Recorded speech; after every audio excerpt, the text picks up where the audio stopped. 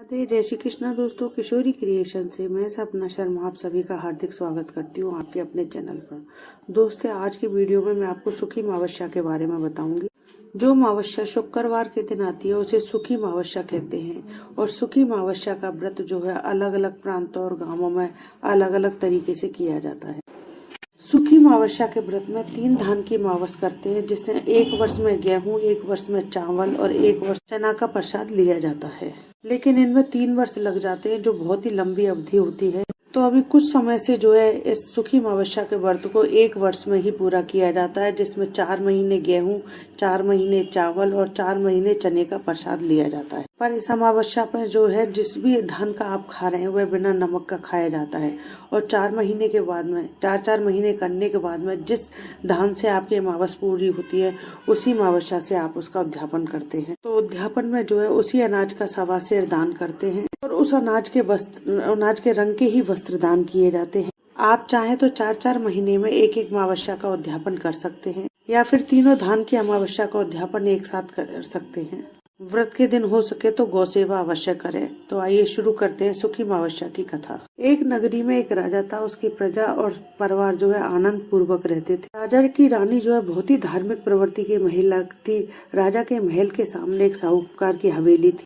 राजा की रानी और साहूकार की पत्नी में दोनों में मित्रता हो गई थी। और एक दिन साहूकार की हवेली से साहूकार की पत्नी के रोने की आवाज आने लगी। जब रानी ने साहूकार की हवेली से रोने की आवाज सुनी तो उसने राजा से उसके विलाप करने का कारण पूछा।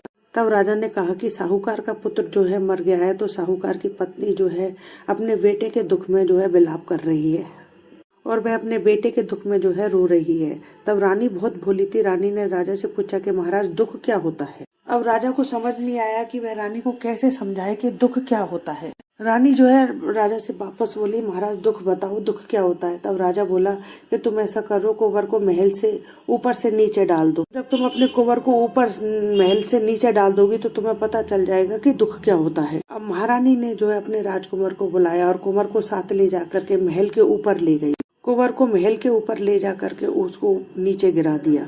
भगवान की कृपा से कुंवर जो है गाय के गोबर के ऊपर गिरा तो कुंवर को जो है चोट भी नहीं आई। जब रानी ने अपने कुंवर को ऊपर से धक्का दिया तो वह नीचे कुंवर को देखने के लिए आ रही थी। लेकिन जब उसने सामने से कुंवर को आता हुआ देखा, देखकर राजा भी दंग रह गया कि इतने ऊपर से गिरने के बाद भी जो है कुंवर बिल्कुल सही सलामत था। रानी ने फिर राजा से पूछा कि महाराज दुख क्या होता है, आप बताओ।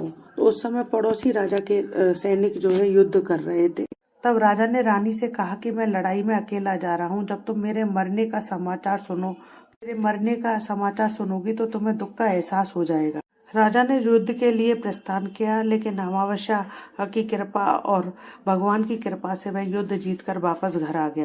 अब राजा को भी आश्चर्य होने लगा कि क्या कारण है। उस समय महारानी जो है महाराज के पास आई और बोली, बताओ महाराज दुख क्या होता है। अब राजा भी सोच में पड़ गया कि रानी को दुख के बारे में कैसे एहसास कराए। राजा ने रानी को बुलाकर कहा कि अब हम गंगा जी की यात्रा करने के लिए जा रहे हैं। वहाँ गंगा की धारा में मैं बह जाऊंगा जब तुम्हें दुख का एहसास होगा। रानी ने गंगा यात्रा की और आवश्यक सामान और रास्ते में भोजन के प्रबंध किया। यात्रा के लिए प्रस्थान किया।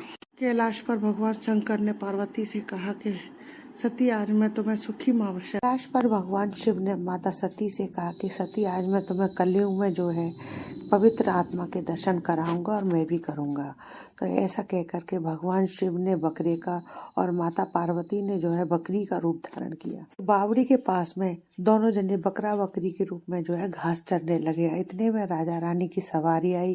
रानी ने जो है बावड़ी के पास में छाया और पानी देख करके राजा से वहीं पर ठहरने के लिए कहा। तब राजा ने कहा कि हम थोड़ी देर पर यहीं पर जलपान करेंगे और विश्राम करेंगे, उसके बाद हम आगे बढ़ेंगे। राजा रानी ने वहाँ पर जलपान किया। राजा जो है बावड़ी में पानी लेने के लिए गया तो मैं बकरी का रूप धारण किए। पार्वती जी ने बकरे का रूप धारण किए भगवान शिव से पूछा। पार्वती जी भगवान शिव से बोली, महाराज रानी ने दुख देखा है मगर इसको दुख मिलता क्यों नहीं है। रानी ने बकरे बकरी को मनुष्य की आवाज में बोलते देखा। भगवान शिव के बकरी रूपी पार्वती जी से कहते हैं कि इसने सुख नामक अमावस्या का जो है व्रत किया था और यह इस जन्म में रानी बनी है और सुख का आनंद ले रही है।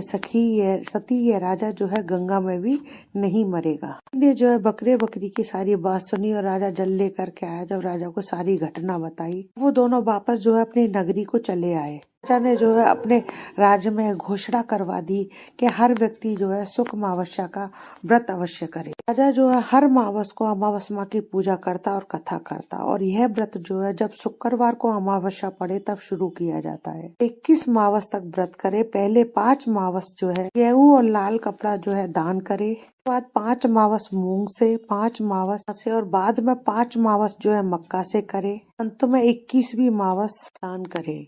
दान में जो है जैसा रंग अन्न का हो उसी प्रकार के जो है वस्त्र दान करे। अन्न, कपड़ा और दक्षिणा अवश्य दान करनी चाहिए। व्रत जिस दिन आपका सुखी अमावस्या को व्रत हो उस दिन गाय को हरा चारा अवश्य खिलाएं। ब्राह्मण को हो सके तो भोजन कराएं। भोजन नहीं करा सके तो यथाशक्ति दक्षिणा का दान अवश्य करें। जो मनुष्य इस अमावस माता का व्रत करेगा, शंकर भगवान की कृपा से उसे दुखों से मुक्ति की प्राप्ति होगी। सुखी अमावस्या की कथा है जो हर शुक्रवार, अगर शुक्रवार को जिस दिन अमावस पड़ रही हो उस दिन उठाई जाए। पौष के महीने में उठाना इसे अच्छा माना जाता है।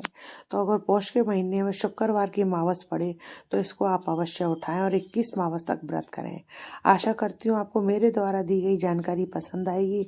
यदि आपको मेरा ये वीडियो अच्छा लगे तो प्लीज़ मेरे वीडियो को ज़्यादा से ज़्यादा लाइक और शेयर करें। यदि आपने अभी तक मेरे चैनल को सब्सक्राइब नहीं किया है तो उसे सब्सक्राइब करना ना भूलें। पास ही बेल आइकन को दबाएं जिससे मेरे आने वाले हर नए वीडियो का नोटिफिकेशन जो है आपको मिल जाए। जय श्री कृष्णा दोस्तों।